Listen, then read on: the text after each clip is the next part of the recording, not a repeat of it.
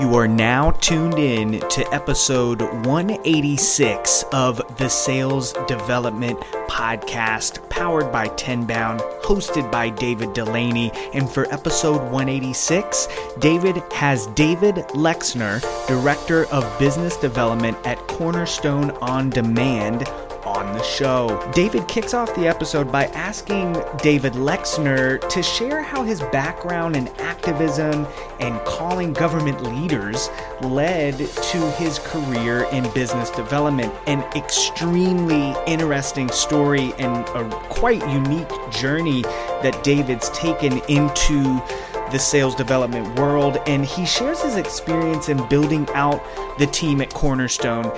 David has been at Cornerstone for 10 plus years, and so he has vast experience on what it takes to really build out a successful team. As you go through the episode, David and David talk about the unique advantages and challenges of recruiting internationally, and David talks about the importance of training and bringing up the right reps through the ranks. This is a vital part of the podcast episode where anybody interested in selling into the European market should definitely get out their pens and pads. And David continues on and he touches on how he manages the internal relationships and gives great tips on how he navigates through different needs from his colleagues in different regions of Europe and how he manages all of those complicated relationships to ultimately see success. The episode wraps up. David and David are touching on the unique and layered opportunity of selling into the international market. Again, if you have any inclination, want any information, a great starter place if you're looking to get going selling into an international market, this is a fantastic episode to tune into with David Lexner, Director of Biz Dev at Cornerstone OnDemand. As always, if you enjoy the episode, leave us a review, head over to tenbound.com and enjoy episode 186 of the Sales Development Podcast. Hello, everybody. Welcome to another edition of the Sales Development Podcast. I am joined from across the sea. This is very exciting. It's an international podcast today with Mr. David Lexner, Director of Business Development at Cornerstone OnDemand. David, thanks for staying up and jumping on.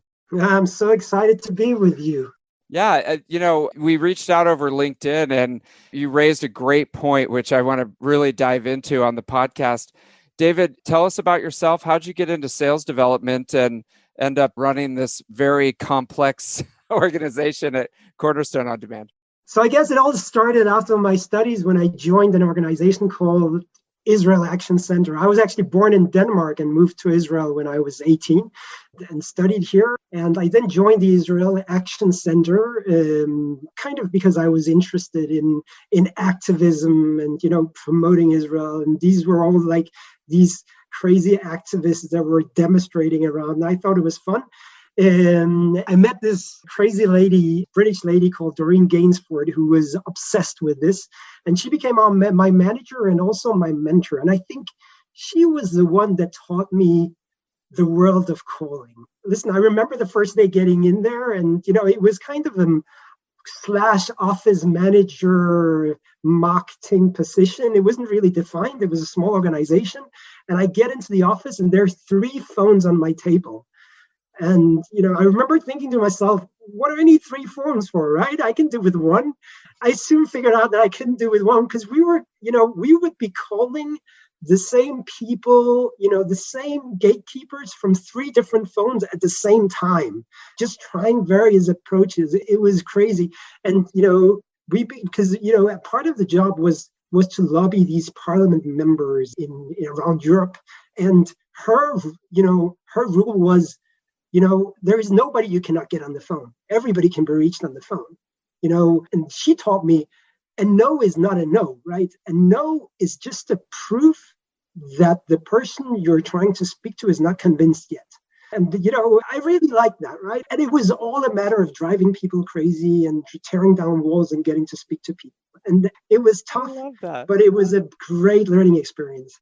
Wow, that is so much different than, just the vibe right now has kind of swung back to being very strategic and surgical and personal and, all this stuff. And it's kind of funny to hear because, if you've been around for a long time, that was how things were, back in the day. It was just like, You're bang your head, reminding me how old I am. Oh my God. Me too. But it was fun, if you had the right attitude about it. So, okay. So this lady made a big impact on you. And then how did you transition to the tech industry and doing this? Yeah. So I had a number of experiences as a sales manager or as an account executive, both in the Israeli Chamber of Commerce, and then I went into a startup selling fleet management. That's when I kind of got to know the software world. And from there on, I moved into Cornerstone OnDemand. And it was quite funny. I moved to Cornerstone OnDemand like 10 years ago. And when I joined, we were, I think, 4 people on the team. And the intention was kind of for me to take over that team. But I insisted, since it was 4 people, I insisted taking a territory on myself because I really wanted to learn the job myself. So I'm originally from Denmark, and I took over Scandinavia and started calling into the Scandinavian market. And I did that for about a year. And then we started simply building out that team, and growth was crazy. So in those 10 years, we built from those 4 to more than 20 reps today, doing only EMEA. So we have an equivalent team in the US. Cornerstone OnDemand is an American company selling and developing HR software. And we are, probably the biggest company that does only that, that does people software specifically.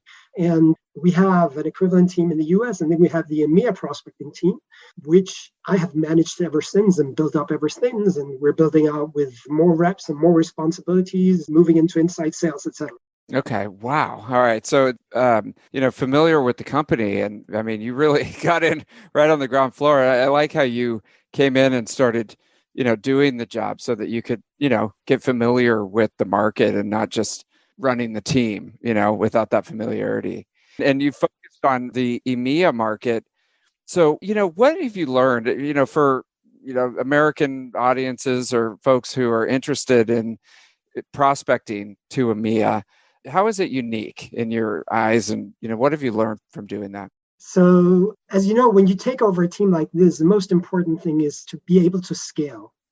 Now, the challenges of scaling in EMEA, I would say, are in 3 different levels. You have the language level, and that's the simplistic level, but it brings in a lot of complexity. The fact is that every single country in Europe talks a different language.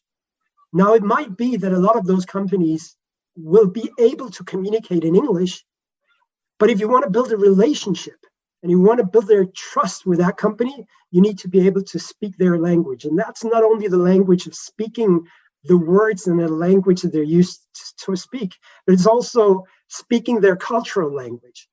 Being able to pick up the phone to UK director and speak about football, speaking to the Danish director about something going on in Denmark right now about the weather in Denmark, which is completely different, by the way, from the weather in Spain and Italy. So that cultural aspect is huge as well. So you have languages, you have cultural differences, and then you have legal differences, which is a whole complexity of itself. Legally meaning that both from a solution perspective, from a selling perspective, there are different needs in each of the various markets. So for instance, in the industry that we are in, compliance is a big thing. But the compliance regulations are completely different from market to market. But then there are differences in data privacy rules. So there are certain regulations of when you're allowed to save a contact's details. And those can vary from market to market. Right now, my SDRs and BDRs cannot save research and save contact people in Italy and in Germany without getting the approval of the prospect itself. They're not allowed to save the information in Salesforce. So what we have to do is we have to first call the people and ask them whether they're ready to engage with us before we even add them to our CRM.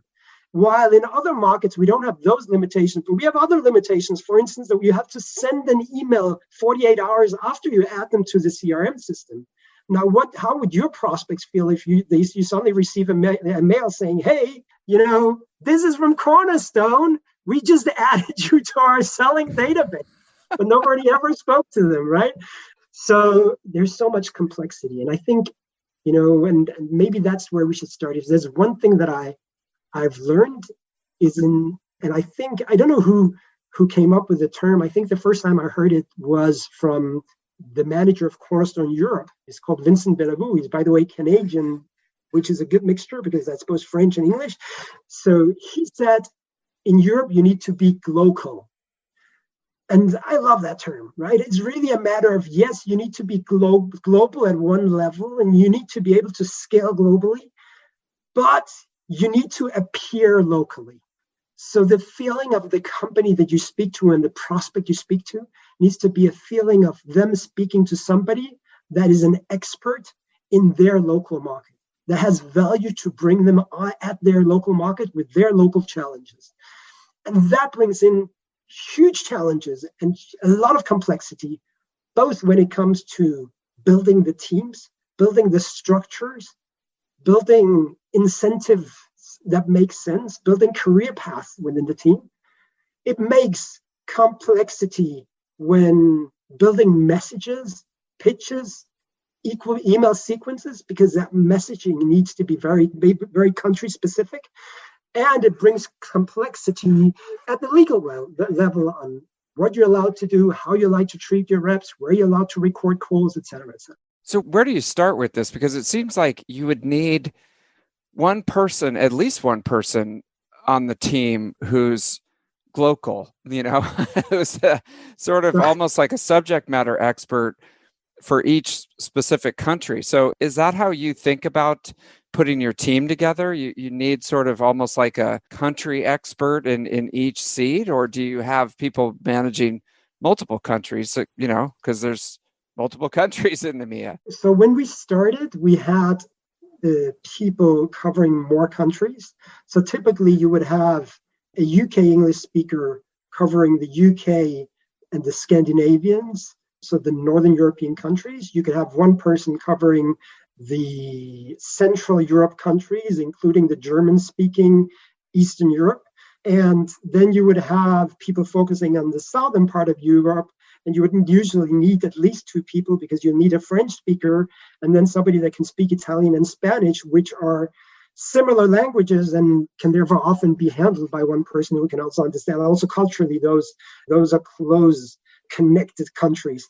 However, it's not optimal to do it that way. And you actually need people from those countries that has experience with that, mentality and with the language to call into those specific countries. And today my team is big enough for me to have various people speaking those various languages and actually coming from those cultures. And by the way, which is why Tel Aviv is a great place to have a team like this, because in Tel Aviv, you have a lot of language speakers that are, high educational level, highly motivated, because a lot of these people, they don't speak Hebrew. So they can't get a job in Israel if they don't, speak foreign languages, right? So this is a perfect environment. We've always, the team is almost a family for these guys, right? They've come to Israel by themselves. They don't have family in Israel. And I often find myself, checking people's phone bills or their lease contracts or whatever, because my Hebrew is better than theirs. So, so that's okay. A part of the family environment. But I guess the real global guy is me. So I'm the one that kind of gets everything together, right? And I understand where we can scale. I also speak quite a few languages. So, I speak Danish, Swedish, Norwegian, Hebrew, English. I speak a bit of French and a bit of German. So I can kind of catch up on conversations everywhere. I wouldn't say that I can handle business conversations in all those languages, but that in itself, imagine that in itself is a challenge. How do you train people in a language that you don't speak? How do I make a mock call in French? Right. And so you hire locally they're in Tel Aviv. And do you have a remote team as well that's on the ground in those countries? So 90% of my team is based in Tel Aviv. The reason we decided to do that is we found a lot of value in having the SDR team based in one place where they can drive each other and learn from each other's experience. We have seen examples of having SDRs locally based, and it hasn't been a great success because they were left by themselves. And it's a tough job. You know that better than anybody else. It's a tough job to do on your own. And you need to kind of get into the vibe of hearing other people, picking up the phone and doing things and sharing best practices. So it made a lot of sense to put it in one place. But I must say, in Europe, there are different models. And we have some of our biggest competitors out there are doing things differently from us. And they have local teams sitting together with the local sales teams in the local sales offices. And that has its challenges, but it definitely has its advantages as well. Okay. Yeah, because, if you need a Italian speaker, for example, and that's got to be a tricky recruiting problem for Tel Aviv, or is it not? I mean, are there enough people, it's such an international place that you can find people to do that? So Tel Aviv is an international hub, and we have a lot of language speakers. But obviously, you can find more Italian speakers in Italy than you can find in Tel Aviv, no question about it. So we often have to compromise, and we have to build people. And often we get people in with very little experience that we need to train up from scratch. But then what you have to think is also, in terms of career development, it's very limited what we can offer, because I cannot necessarily move, German BDR to become a team leader for the French team, right? Doesn't make any sense. And, and then when I'm based in Tel Aviv, I'm also limited in moving people into the sales roles because my sales roles are locally based. So when you build the team, you have to build it very differently. And if I compared with the Cornerstone US team, the US prospecting team that we have, it's much more important for us to retain people over time because we don't have much career development. We can't bring them into other roles. So our incentive structure is different. For instance, we don't want to cap incentives. A lot of SDR roles are capped on the MBO because when they reach that and they keep hitting their goals, they'll move on to an AE position, right? I can't give that. So I want them to have an unlimited earning potential that will grow over time. And I actually have BDRs in my team that have been with me for 3-4 years already, which is quite unique. But I think it's pretty important when you create these teams in Europe that you create them as careers and not just as entry roles. You'll still see turnover, but you will have to focus on keeping people. I would say, if I cannot keep a person in the role for 24 months, then I probably shouldn't hire him in the first place. Yeah. And so the expectation is when they're thinking about this, taking this opportunity with you, it's that they're going to be the expert in this country. They're going to learn the prospecting skills that they need to be successful. And this could be a job as long as they're being productive, right? In the job. I mean, do you have the ability where they could just become a subject matter expert in the one country and stay in that position as long as they want to? That's exactly what's happening. And as long as they're driven, I want to keep them. Now, there is a limit to how long you can keep them driven over a long time, but no question about it. And I have great BDRs that have been with me for so long in those specific markets, and they know their markets in and out. They know the target companies, they know the mentalities, they know the legal requirements of those markets. And they often onboard the local AEs, right? Sure. They onboard them when they come in because they have all the legacy history, right? And they can tell them what's going on. So they become key players and not just this entry role of kind of becoming sales rep later down the line. So that's exciting in itself. But then you also have to remember that languages in itself brings a lot of complexity, not only in terms of building the teams, but also, let's say, a marketing campaign or a prospecting campaign. You can't just share them across markets. So I need very engaged reps that can do a lot of the marketing themselves. that can do some of the translation themselves. And we have, I have crazy stories, about, I remember when I started, we had a UK BDR that wanted to use a French campaign in the UK, and he took something that the French BDR created and, tried to translate that into English. And it just became all wrong because some of those words in French was just not, they didn't go in English, right? In French, learning is called formation. But formation in English is something completely different. In French, HR is called RH. And this guy was new. The UK guy was new. And he wrote, it says RH. I'm going to write RH as well, right? So it became such a mess. So Wow. to have those experts that are there for a long time really means a lot to the business. And so how do you stay up to date with all the changes, especially on the legal side? But I would assume that there's also trends in prospecting and, the effectiveness of the messaging and, what's happening. Is it the duty of the SDR or BDR who's in charge of that country to stay on top of those? Or is that something that you're working to help them to make sure that they're, up to date? We obviously work very, very closely, both with our marketing team and with our sales team and with our sales operations team to kind of get all that information gathered. But the BDRs themselves are, I'm expecting my BDRs to pick their territory up as their baby. Now, because it's theirs, right? And they're probably the only ones working on those markets, or maybe they work with one other person in that country, right? They're the king. They're the king of the country, right? And if you're the king, then you need to know everything that is to know. And that I must say, that has its backsides as well, because they're teaching me about how to do prospecting in those countries, right? So when we do training and I say, what, why don't you do this? The German BDR would come to me and say, that will never work in Germany, right? That will never work, right?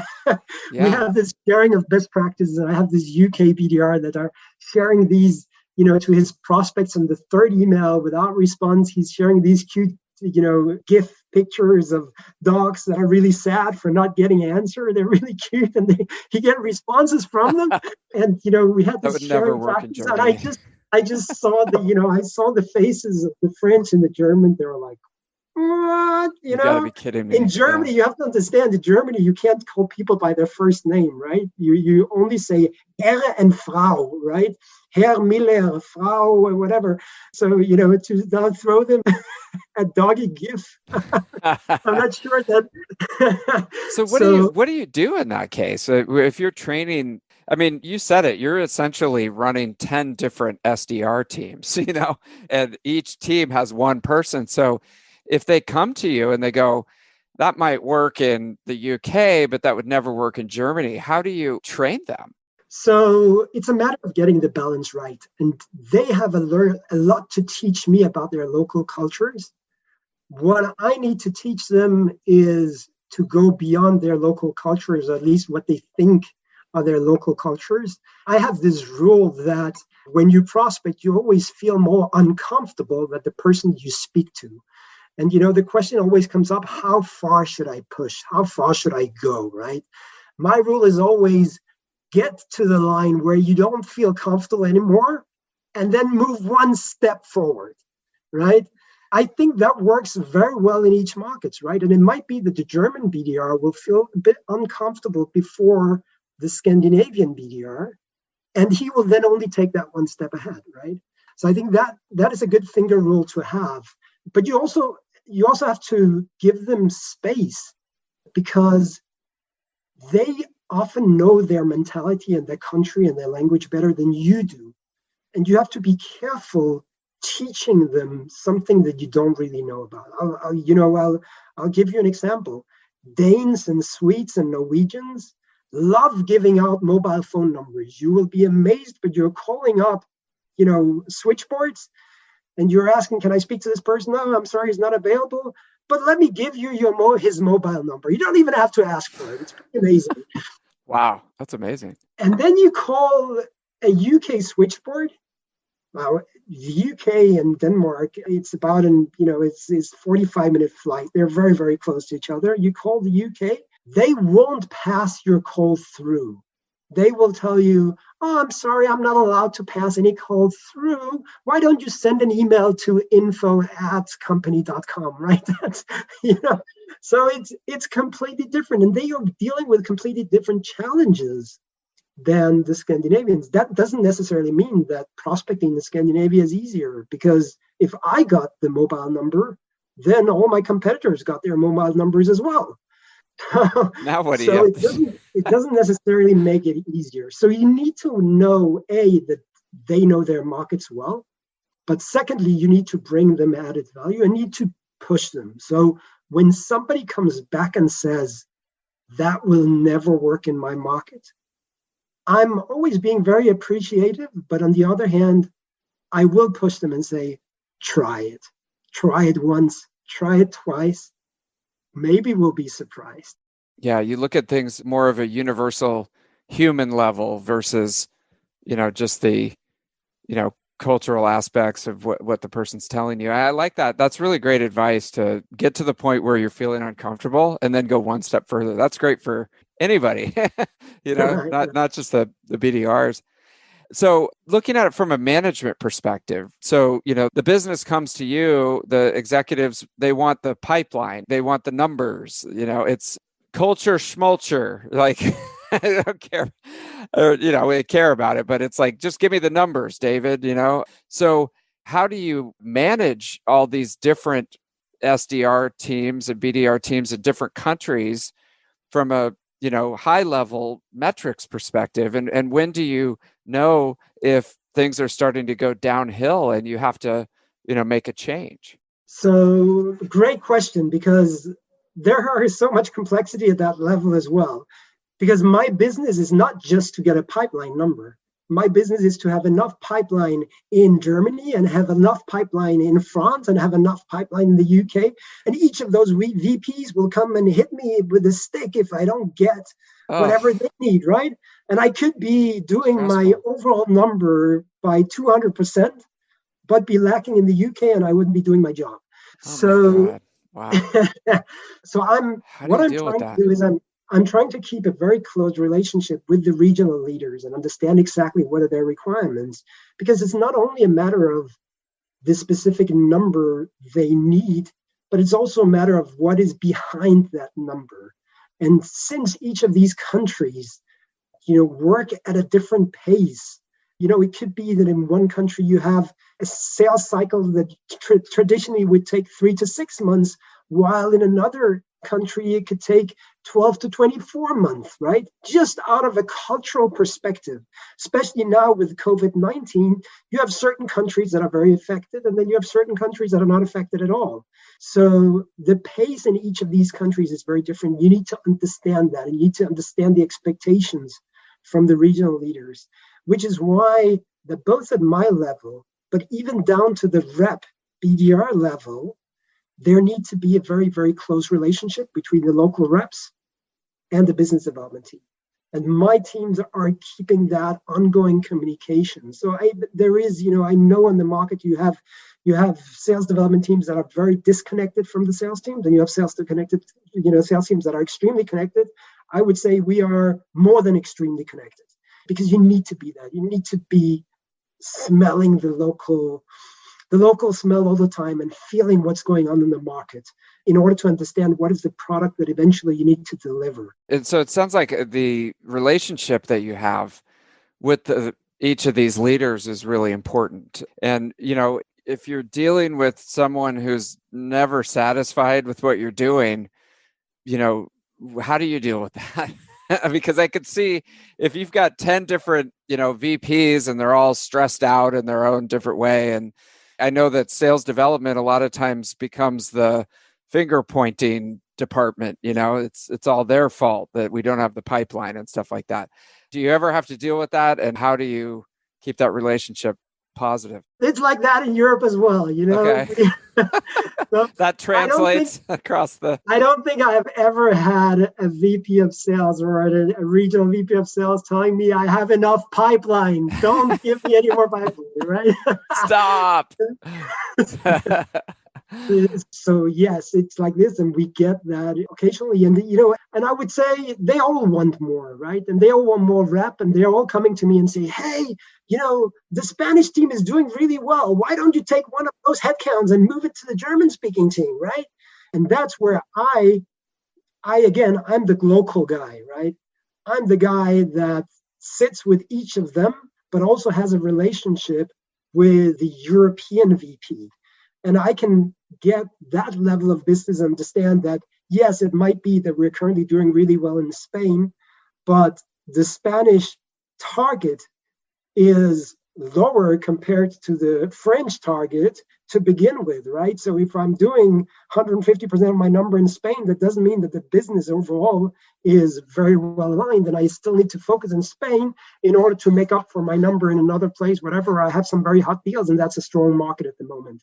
So I really need, and that's again where the leadership comes into the picture, because the local BDR teams won't get that, right? And they have internal competitions as well. But I need to step in and say, okay, no, I need this headcount in this market. That is our growth market, or that is where we believe that in the coming quarter, in the coming 2 quarters, we'll see most opportunity. But also think about it strategically, because I can't keep it at the tactical level, because I simply don't have that flexibility of moving people from team to team. It's not moving people from public sector to enterprise or to mid-market, right? It's moving somebody from speaking French to speaking German, right? Exactly. So it's strategic decisions. And when I make those strategic decisions, I potentially would need to get rid of somebody and hire somebody new. And, a lot of times, and maybe this is just around here, but suddenly, the VP of sales in some region will become an expert in sales development, and they'll come and have all the answers of what to do and why you should do it and stuff like that.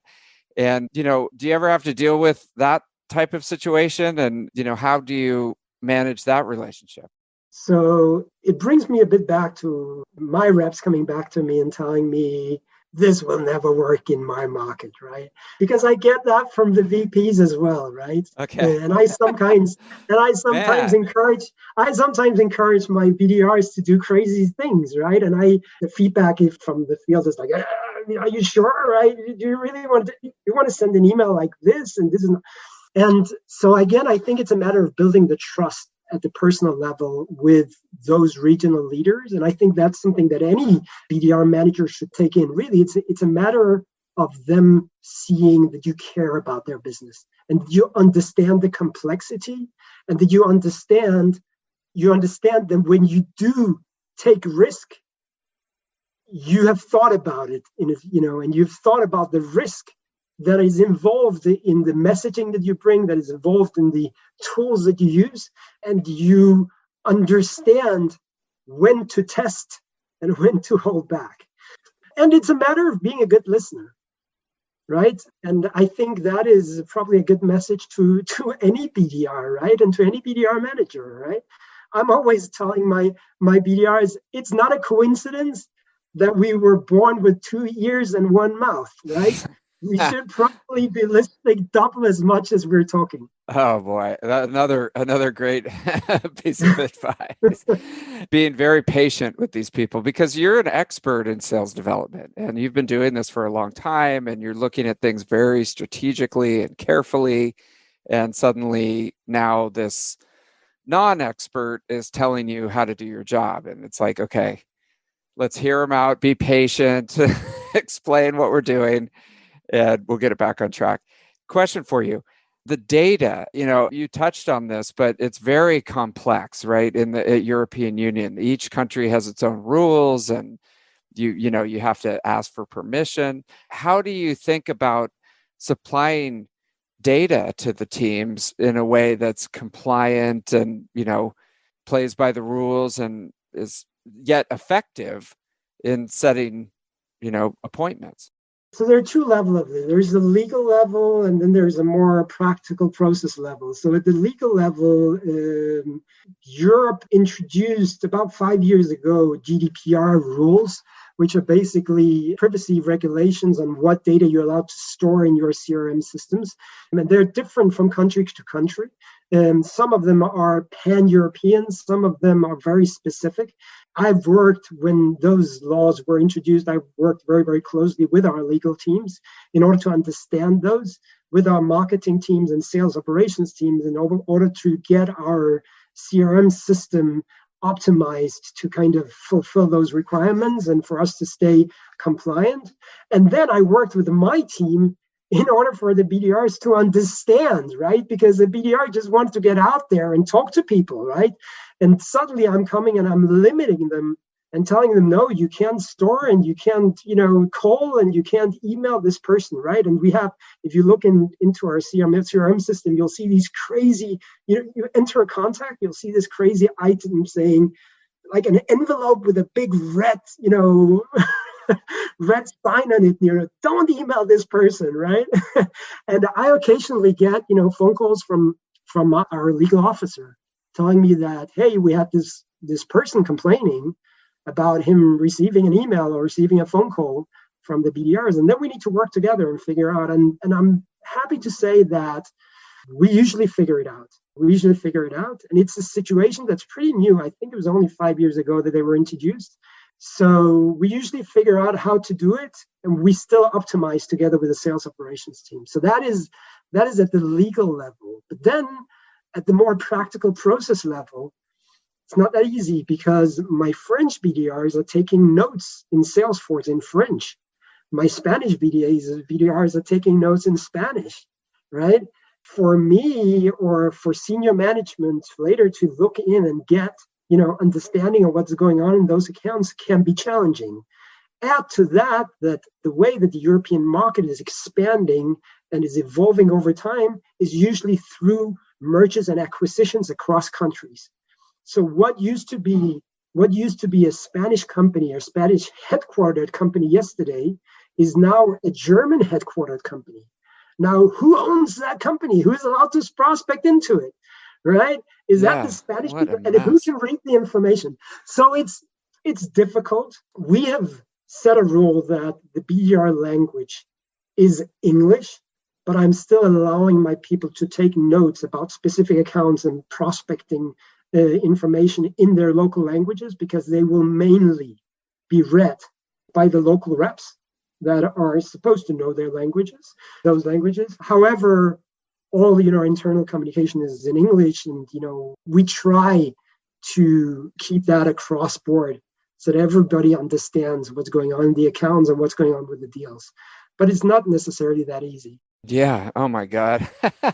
I feel like talking to you're like a guy with like 5 plates on sticks, they're all spinning at the same time, and, make it 10. But that's the fun of it, really. That is the fun of it. It's a lot of complexity, but I think it makes the role that much more exciting. And I think the BDRs really understand the key role that they have in their markets, right? Yeah. Which makes them more devoted to the business. They're engaged. They're engaged in their local market. They're engaged in marketing because they understand it better than anybody else in the business. Yeah, they're the master of that domain. Very valuable. So, well, this has been great, David. I mean, this really gives people a roadmap. Hopefully we don't scare people.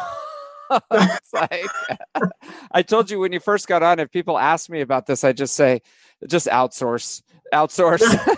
Like, just now you'll definitely tell them to outsource it. No. Well, I mean, I think for the right leader, someone like you who can spin all these plates and has fun, doing it. I know it's not always fun, but it considers it a challenge. It's just an amazing, interesting opportunity.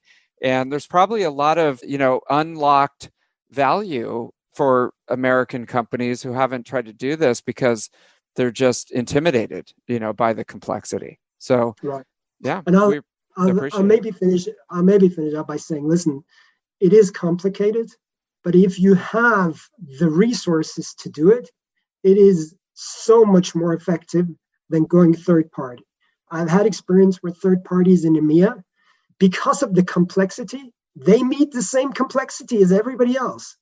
They will need to align their messages with this specific markets, align their languages, deal with legal issues, et cetera, and they don't know your business. You at least know your business. And if you have the necessary resources, I would probably take that path while understanding that you have to compromise on other things. We cannot have an inbound and outbound team because I don't have enough people in the various languages to split up, right? So it's a give and take. But if you have the resources, it can be very productive, and it's definitely fun. It's a lot of fun. I love it. Well, you've been there for 10 years, you said? Right. That's crazy, huh? I mean, that's very rare these days and very valuable to the company. I mean, we say, where all the bodies are buried, right? So, that's kind of a morbid thing, but it's just having that institutional history and being around for that long. It's an amazing run. So, David, thank you so much for coming on the show today, sharing your knowledge. If folks would like to connect with you or learn more about this topic, what's the best way to get in touch? So I'm big on LinkedIn. You can just find me, David Lexner, on LinkedIn, or simply contact Cornerstone OnDemand. They'll know how to find me. Excellent. Well, thanks again for joining us on the show, and we'll do it again soon. We'll love to. I love everything you do. Thank you for listening to the Sales Development Podcast, the only audio forum 100% focused and dedicated to sales development, with your host, David Dulany. Please be sure to subscribe to the show on YouTube and take a moment to leave us a review on iTunes. Your support makes our show possible. If you are struggling with your sales development program, contact us at tenbound.com for a no-obligation exploratory call. Again, that's tenbound.com.